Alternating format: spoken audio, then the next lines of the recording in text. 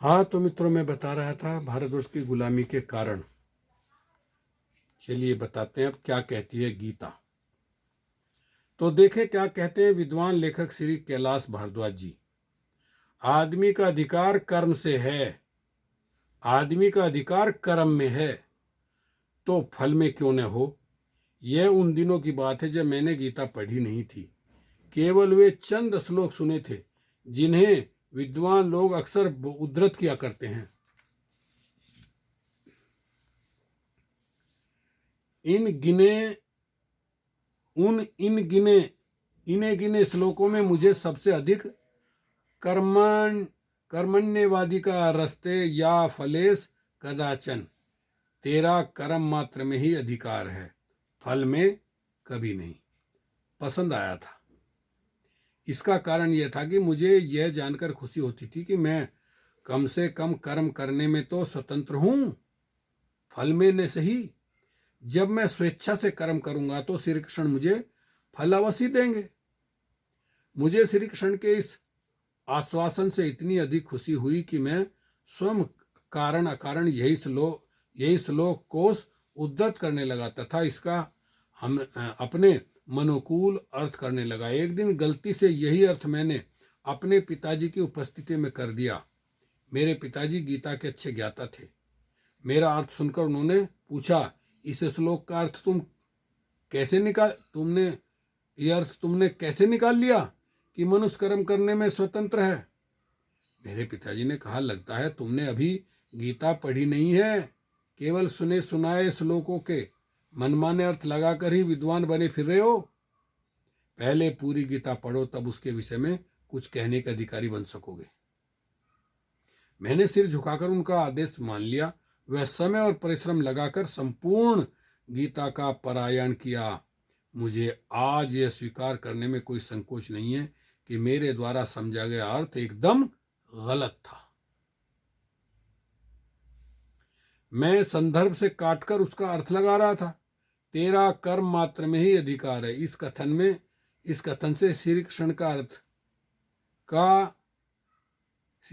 अर्थ का कि तेरा कर्म में अधिकार नहीं है। गीता में ही तीसरे स्थान पर कर्म करने के विषय में एक तीसरी बात कही गई है। प्रकृते क्रियमाणानि गुणै कर्माणि सर्वस्य अहंकार विमूढ़ात्मा कर्ता महिमिति मानयते। अर्थात वास्तव में संपूर्ण कर्म प्रकृति के गुणों के द्वारा किए हुए हैं, तो भी अहंकार से मोहित हुए अंतःकरण वाला पुरुष मैं करता हूं ऐसा मान लेता हूं। किंतु बात प्रकृति पर आकर खत्म होती है। किंतु बात प्रकृति पर आकर खत्म नहीं होती। कृष्ण को तो सारे कर्मों का यश अंततः स्वयं ही लेना था। इसलिए अंत में उन्होंने साफ कह दिया, मय्ये वैते निहता पूर्व में निमित्त मात्र भव सव्यासीन। अर्थात ये सब सूरवीर पहले ही मारे जा चुके हैं। हे स्वयं सापिन अर्जुन, तू केवल निमित्त मात्र हो जा। लीजिए, फल में तो कृष्ण का अधिकार है ही, कर्म में भी उन्हीं का अधिकार है, एकाधिकार। किंतु कौरवों को मारने का जो अपयश है उसे कृष्ण अपने ऊपर नहीं लेना चाहते। इसलिए जैसे भीष्म पिता को पराजित करने यानी मारने के लिए अर्जुन को शिखंडी की आवश्यकता हुई थी, उसी प्रकार कृष्ण को भी एक शिखंडी की जरूरत थी। अपने लिए उचित शिखंडी उन्हें अर्जुन सही लगा। इसलिए केवल निमित्त मात्र बनने के लिए उन्होंने अर्जुन से याचना की। इस प्रकार आदि से अंत तक गीता यही प्रकट करती है कि मनुष्य कर्म करने में किसी भी दृष्टि से स्वतंत्र नहीं है। वह तो निमित्त मात्र है। कर्म तो कृष्ण द्वारा किए जा रहे हैं। मनुष्य तो व्यर्थ कर्तापन का अहंकार दे रहा है। गीता एक नहीं, परंतु गीता के कर्मयोग के स्पष्टीकरण के साथ ही कुछ और बातें स्पष्ट हुई हैं। श्रीमद् भगवत गीता ही एकमात्र गीता नहीं है, बल्कि और भी अनेक गीताएं हैं, जिनमें से कुछ के नाम इस प्रकार हैं: पिंगल गीता, संपाक गीता, बाध्य गीता, विछक गीता, अटावक्र गीता, ईश्वर गीता, उत्तर गीता, हरित गीता, वृक गीता, पराशर गीता, हंस गीता, ब्राह्मण गीता, अवधूत गीता, कपिल गीता, गणेश गीता, सप्तशती गीता और पांडव गीता, ब्रह्म गीता, भिक्षु गीता, यम गीता, राम गीता, शिव गीता, सूत गीता, गर्भ गीता, सूर्य गीता आदि। अब एक विद्वान लेखक श्री ज्योतिर्मय जी के विचार, उनका लेख भगवत गीता की प्रेरणा। ईश्वर के भरोसे छोड़कर अपने आप हो जाए, ईश्वर के भरोसे छोड़कर अपने आप जो हो जाए, क्या यह ठीक है? हिंदू के ढेरों धर्म ग्रंथों में गीता को सर्वश्रेष्ठ और प्रधान धर्म ग्रंथ बताया जाता है। धार्मिक दृष्टि से तो इसे अत्यंत महिमा मंडित किया गया है, वैचारिक दृष्टि से भी इसे बेजोड़ कहा जाता है। गीता में दिए गए उपदेशों की व्याख्या और उसके प्रभाव का वर्णन करने में जितनी मेहनत की जाती है, उसके जरा से अंश के बराबर श्रम भी गीता के प्रभाव को जांचने में किया जाता तो शायद हिंदू समाज इतने सुस्त, पलायनवादी, अकर्मण्य, काहिल और परिणामतः इतना पिछड़ा नहीं रहता। कर्म की प्रेरणा। गीता मुख्यतः सब कुछ ईश्वर के भरोसे छोड़कर अपने आप जो हो जाए, उसी के सारे जीवन व्यतीत करने की प्रेरणा देती है।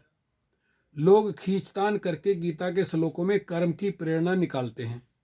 कईयों ने गीता का संबंध कर्म से जोड़ने के लिए उस पर कर्मयोग प्रधान टीकाएं भी लिखी हैं। लेकिन सीधी सी बात है, जब किसी व्यक्ति को यह पता चल जाए कि वह जो कुछ भी करेगा उसके परिणाम पर उसका अधिकार नहीं होगा, तो वह कर्म करने में क्यों रुचि लेगा? गीता में कृष्ण ने अर्जुन से कहा, तेरा कर्म करने मात्र में अधिकार है, फल में कदापि नहीं, और तुझे फल को ध्यान में रखकर फल के लिए कर्म नहीं करना चाहिए। 2/47। इसी श्लोक में कहा गया है कि तुझे कर्म नहीं करने का आग्रह भी नहीं रखना चाहिए। कर्मयोग का दर्शन बघारते समय इस श्लोक को अवश्य उद्धत किया जाता है। यह कहीं नहीं बताया जाता कि फल के प्रति उदासीन होकर रहकर कोई व्यक्ति कैसे कर्म करेगा। कोई भी काम किया जाता है तो उसका कोई उद्देश्य रहता है, बिना उद्देश्य के कोई काम हो ही नहीं सकता। अगर फसल की आकांक्षा नहीं है तो कोई खेती क्यों करेगा? बच्चों को सभ्य, सुशिक्षित, संस्कृत बनाने की इच्छा नहीं है तो उन्हें स्कूल भेजने की क्या जरूरत है? उद्देश्य की आकांक्षा पहले पैदा होती है और उस आकांक्षा को पूरा करने के लिए कर्म में प्रवृत्ति बाद में होती है। गीता में उद्देश्य की अनाक्षा या अपेक्षा को ही निरर्थक त्याज्य बताकर कर्म के प्रेरणा आधार पर ही चोट की गई है। गीता पलायनवाद की प्रेरणा नहीं देती। यह सिद्ध करने के लिए कहा जाता है कि अर्जुन युद्ध से विमुख हो रहा था, उसका साहस शिथिल पड़ गया था, तब कृष्ण ने अर्जुन को गीता का उपदेश देकर युद्ध के लिए तैयार किया।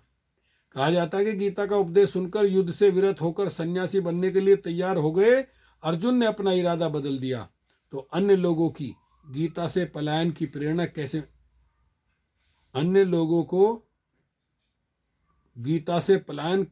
कैसे मिल सकती है? यह तर्क काफी वजनदार देता है, लेकिन गीता के संपूर्ण संदर्भ में इसका विश्लेषण किया जाए तो सच्चाई कुछ और ही सामने आती है। वो हम सुनाएंगे अगली वीडियो में। ओके, शुक्रिया, धन्यवाद।